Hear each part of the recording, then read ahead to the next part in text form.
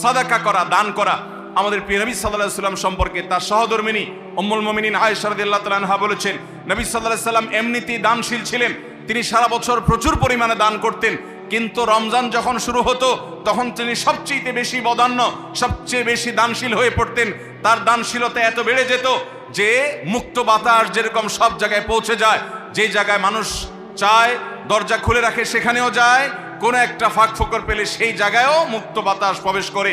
নবী সাল্লাল্লাহু আলাইহি ওয়াসাল্লামের রমজানের দানটা এরকম ছিল যে চায় তাকেও দিতেন, যে চায় না তাকেও দিতেন। তিনি দুই হাতে দিতেন। তিনি অনেক বেশি সম্পদশালী ছিলেন না, কিন্তু যেটুকু ছিল অকাতরে তিনি দান করতেন।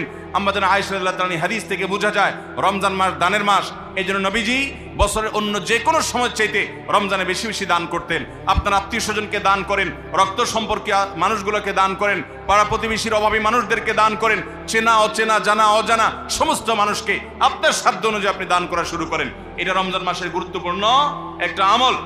সাহরি খেতে আমরা যখন উঠি তখন একটু তাহাজ্জুদের নামাজ পড়া, একটু দোয়া করা, এই সুযোগটা 11 মাস আমাদের হয় না।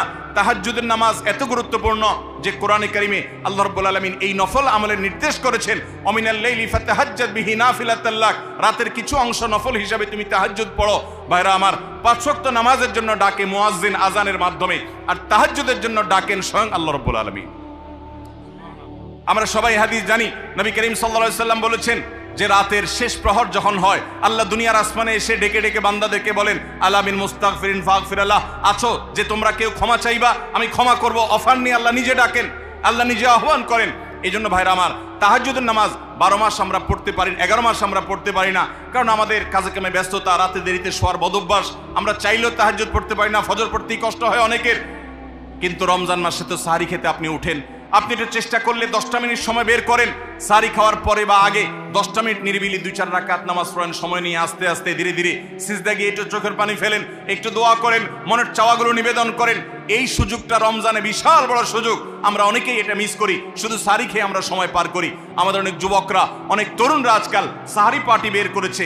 ভোর রাতে যখন দোয়া কবুল হয়, এই সময়টাতে কপাল পোড়ারা রেস্টুরেন্টে গিয়ে সাহরি পার্টি করে, আনন্দ উৎসব করে, ফুর্তি করে। এটা কোনো এনজয় করার সময় নয়, এটা কাদার সময়, এটা সেজদা পড়ার সময়, এটা রেস্টুরেন্টে যাওয়ার সময় নয়, এটা আলো ঝলমলে কোনো রেস্টুরেন্টে বসার সময় নয়, এটা আলো আধারিতে আল্লাহর কাছে, রবের কাছে ফরিয়াদ করার সময়। আল্লাহ আমাদেরকে বুঝার তৌফিক দান করুন।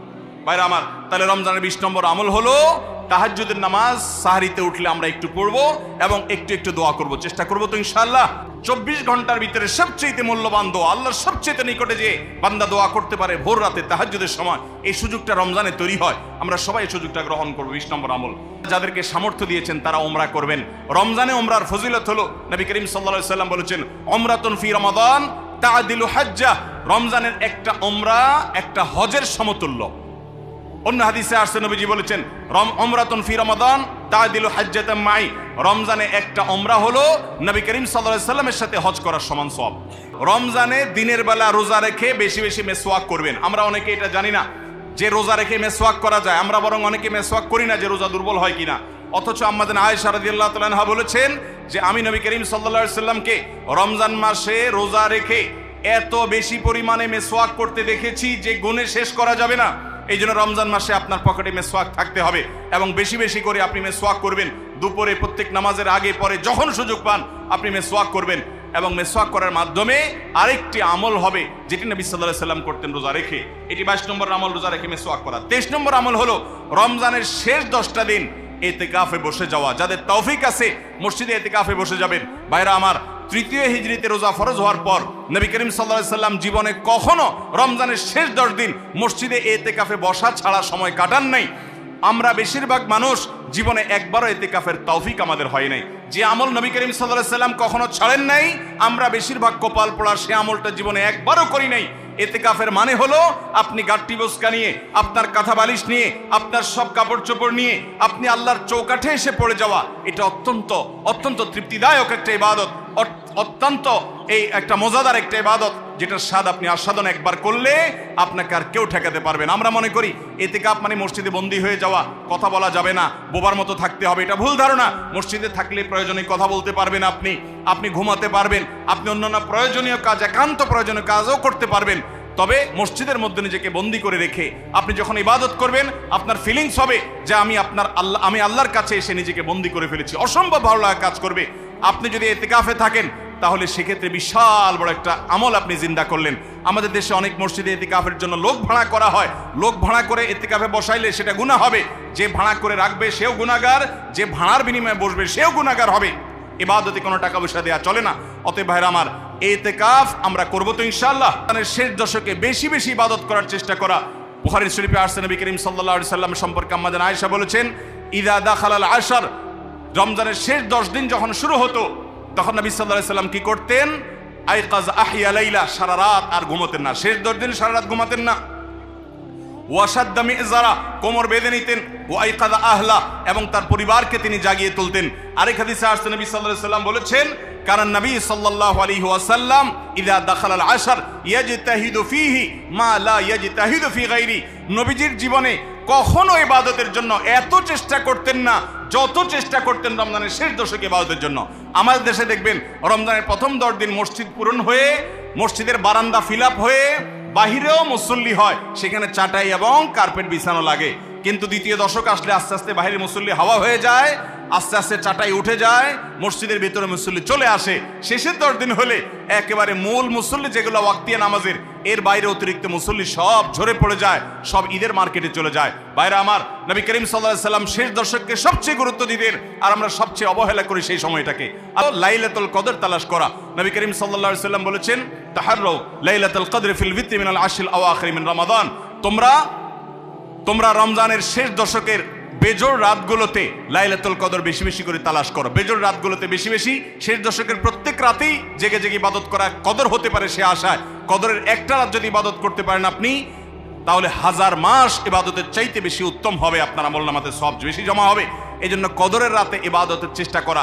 সারা বছরের শ্রেষ্ঠ রাত হলো কদরের রাত। কোরআন নাজিল হয়েছে এই কদরের রাতে। অতএব কদরের রাত পাওয়ার জন্য শেষ দশকের প্রত্যেকটা রাতে, প্রত্যেকটা না পারলে অন্তত বেজোড় 21, 23, 25, 27, 29 এই রাতগুলোতে ইবাদত করবো। আল্লাহ আমাদেরকে তৌফিক দান করুন। লাইলাতুল কদরের দোয়া পড়া। আজানের সময় হচ্ছে, আজানটা দিয়ে দেন। আর 2টা পয়েন্ট আছে, আমি শেষ করে তারপর আমরা নামাজ পড়বো। আজান দিয়ে দেন।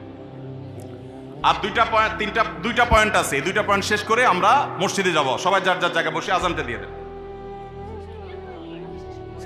শেষ করে ফেলবো? আচ্ছা ঠিক আছে, তাহলে আমরা শেষ করি। 2 মিনিট লাগবে ইনশাআল্লাহ। তাহলে 25 নম্বর আমল হলো লাইলাতুল কদর তালাশ করা। শেষ দশকের সবগুলো রাতে, সম্ভব না হলে বেজোড় রাতে। আল্লাহ আমাদেরকে তৌফিক দান করুন। আর 26 নম্বর আমল হলো লাইলাতুল কদর যদি আমরা পেয়ে যাই, মনে হয় যে এটা লাইলাতুল কদর হতে পারে, তাহলে একটা বিশেষ দোয়া পড়া। দোয়াটা হলো, আল্লাহুম্মা ইন্নাকা আফুউন তুহিব্বুল আফওয়া ফাআফু আন্নি, হে আল্লাহ আপনি ক্ষমাশীল, আপনি ক্ষমা করতে ভালোবাসেন, পছন্দ করেন, আপনি আমাকে ক্ষমা করুন। এই দোয়াটা পড়বো তো ইনশাআল্লাহ। আল্লাহুম্মা ইন্নাকা আফুউন, বড় বড় অর্থবহ একটা দোয়া, বড় মজাদার একটা দোয়া। আল্লাহুম্মা ইন্নাকা আফুউন, আল্লাহ আপনি তো ক্ষমাশীল, তুহিব্বুল আফওয়া করতে পছন্দ করেন, ফাআফু আন্নি, অতএব আমাকে ক্ষমা করেন। রমজানের শেষে ঈদের চাঁদ দেখা যাওয়ার পর অথবা ঈদের চাঁদ দেখা যাওয়ার একদিন আগেও করা যায় ফিতরা আদায় করা, গরিবদের বাসায় খাদ্য পৌঁছে দেওয়া। এটা কেন করব? নবী করিম সাল্লাল্লাহু আলাইহি সাল্লাম বলেছেন, যাকাতুল ফিত্রে তুহরাতান লিস-সাইমি আনিল লাগবি ওয়ার রাফাস ওয়া তু'মাতাল লিল মাসাকিন। ফিতরা এটা হলো 2টা উদ্দেশ্যে। এক হলো রোজা রেখে আমাদের যে ছোটখাটো ভুল ত্রুটি হয়, অনর্থক কথা হয়ে যায়, এগুলো থেকে রোজাটাকে পরিচ্ছন্ন করার জন্য সদকায়ে ফিতর বা আমরা যে ফিতরা দেই এটা ভূমিকা রাখে, এটা কার্যকর হয়, আমাদের রোজাকে ত্রুটিমুক্ত করে দেয়, রিফাইন করে দেয়। আর দ্বিতীয়ত হলো ঈদের দিন গরিব দুঃখীদের বাসায় খাবারের নিশ্চয়তা এনে দেয়। এই জন্য রমজানের শেষ আমল হবে যেটা দিয়ে রমজানকে আমরা বিদায় দিব, সেটা হলো ফিতরা দেওয়া, ফিতরার আমল করা। এটা আমরা সবাই, পরিবারের যত লোক আছে, রোজা থাকুক কিংবা ছোট বাচ্চা হোক, সবার তরফ থেকে একজন করে মিসকিনকে পুরো দিনের খাবার আমরা দিয়ে দিব। চেষ্টা করবো তো ইনশাআল্লাহ। আল্লাহ আমাদের সবাইকে তৌফিক দান করুন।